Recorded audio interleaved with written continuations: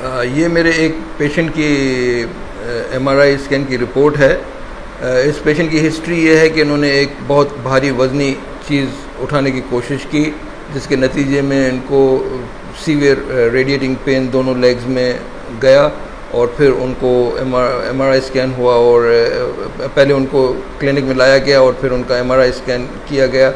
और मैं आपको सिर्फ उसमें दिखाना चाहता हूँ कि उनकी डिस्क जो है वो किस बुरे तरीके से प्रोलैप्स हुई है कि उनकी जो है ना वो पूरी स्पाइनल कैनाल जो है वो ब्लॉक हो गई है। नेचुरली अगर आप देखें तो स्पाइनल कैनाल वाइड और इस तरह से ये ट्रायंगुलर वाइट एरिया जो है ये इसमें ये नर्व्स ग्रे कलर की जो होती हैं इस तरह से सस्पेंडेड होती हैं, लेकिन इनके केस में ये L4-5 की जो डिस्क है वो बहुत ही बुरे तरीके से प्रोलैप्स हुई है। सेंट्रल प्रोलैप्स है जिससे सीवियर स्पाइनल स्टेनोसिस आ गया है और इनकी राइट और लेफ़्ट दोनों साइड पे आप देखें तो इनके फोरामिना जो है वो दोनों ब्लॉक हैं जहाँ से नर्व्स पास करती हैं।